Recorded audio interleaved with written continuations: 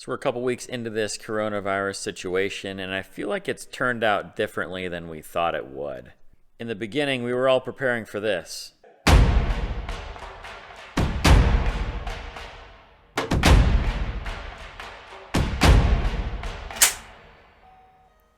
And we've ended up with this. Yeah, hot.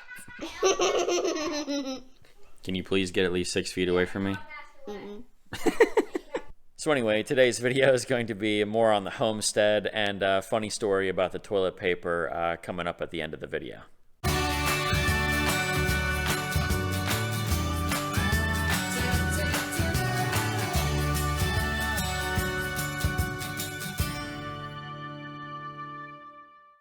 At 500 pounds of chicken food, 200 from Tractor Supply, 300 from Dayton Feed Mill.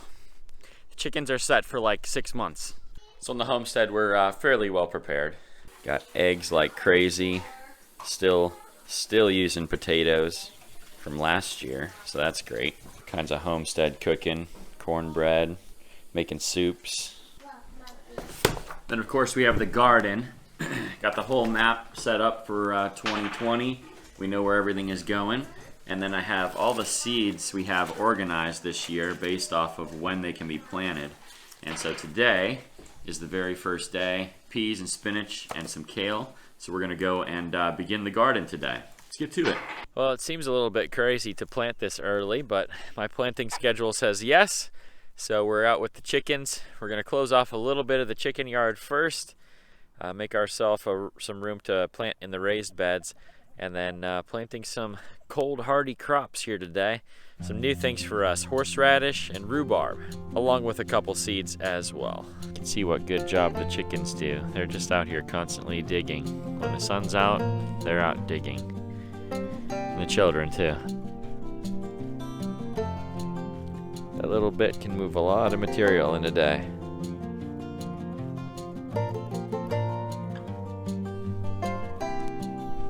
See this one finding worms every time. Snag another one. And you don't feed them very much then. Gotta try to distract the chickens here. A little snack.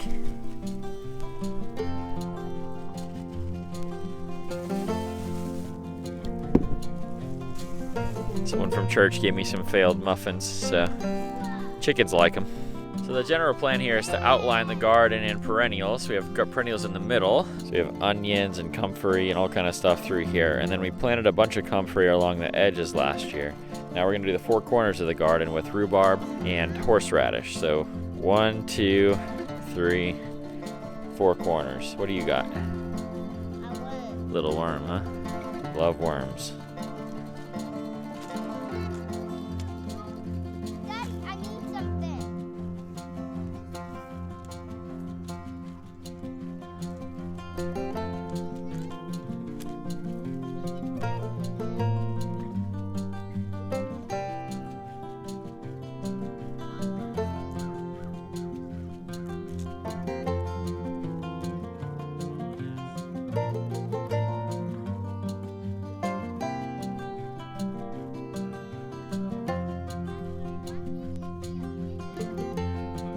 All right, we had 3 rhubarb, so we did a horseradish here and an extra rhubarb. So we're gonna do rhubarb, horseradish, rhubarb.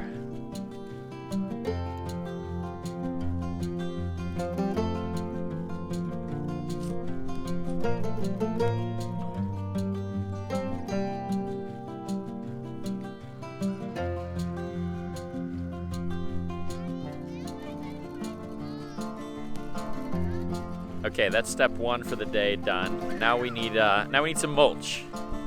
You watering for me? Thank you, big helper.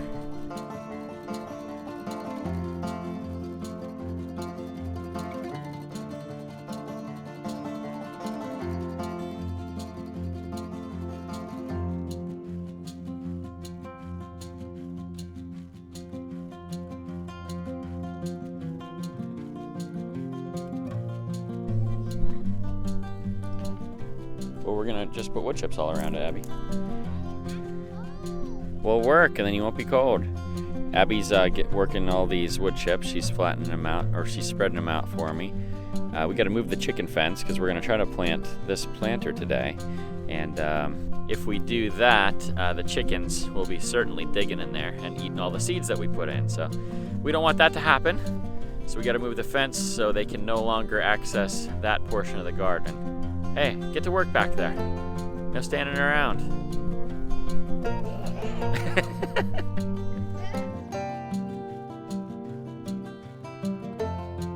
Okay, what are you doing? Getting seeds. Plant this one out, huh?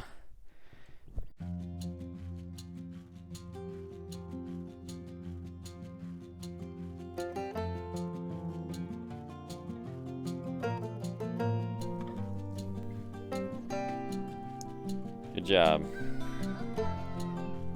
Ready to go. Got our first seeds planted, spinach, kale, and peas. Got all of our other plants in. Pretty excited about that. That's a really nice Sunday afternoon of work for me.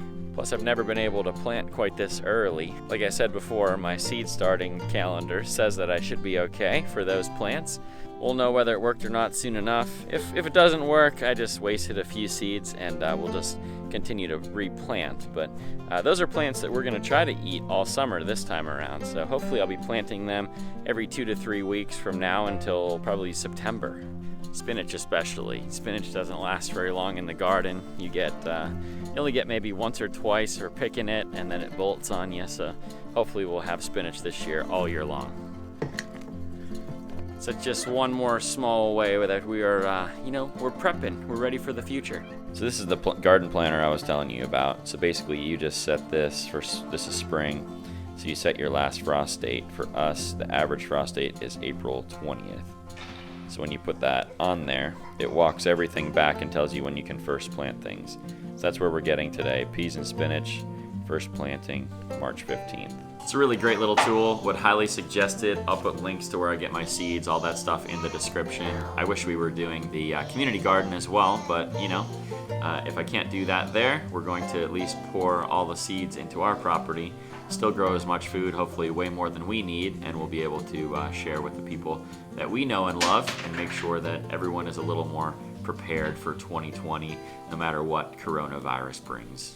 So the story about the toilet paper, you guys remember in January when I bought all of this furniture for my office. I actually bought all of that from Big Lots, and they sent me a coupon online shortly after that because I had spent enough money there evidently, and they gave me $60 off of an $80 order, which I thought was just, that was amazing. And then right after that, they sent me an online only 25% off for one day. And so I was there talking with my wife that night. I was thinking, what could I possibly buy? We don't really need anything, but what could I buy that we're definitely going to need over the course of the future? And the answer was toilet paper.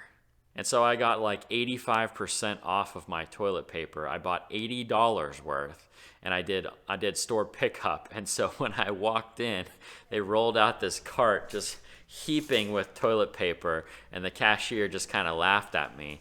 And then a month later, there's toilet paper shortages all over the country. And so, yeah, who's laughing now? Anyways, I hope you guys are able to find some joy and some humor in all of this situation we're going through. Obviously, we're definitely praying for the areas of the country that are hardest hit and the couple of cases that we have here in Armstrong County as well.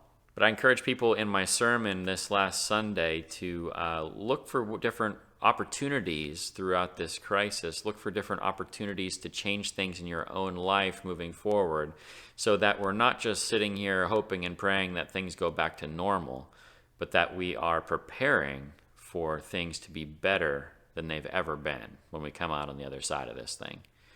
There'll probably be more homestead videos coming up, more of our garden planning and all those kinds of things, because that's more of what's occupying my life these days. But hopefully we'll be back to Kittanning videos and all that kind of stuff at some point in the near future.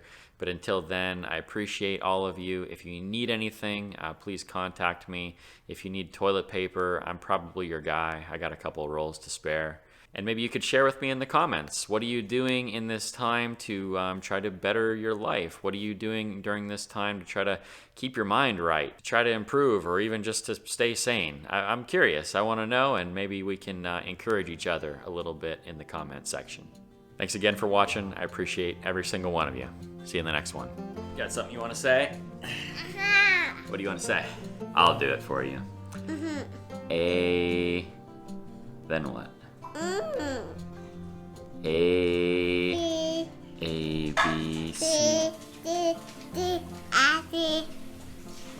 Sing it like you did for Mommy.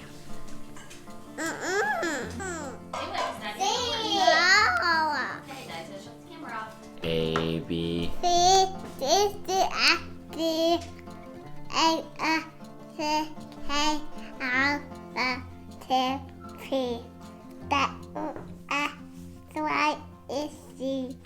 My one, my ABC, my water, they with me.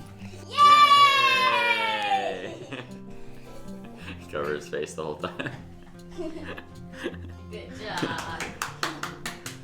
Do it again tomorrow for a cookie? Uh-huh. Yeah.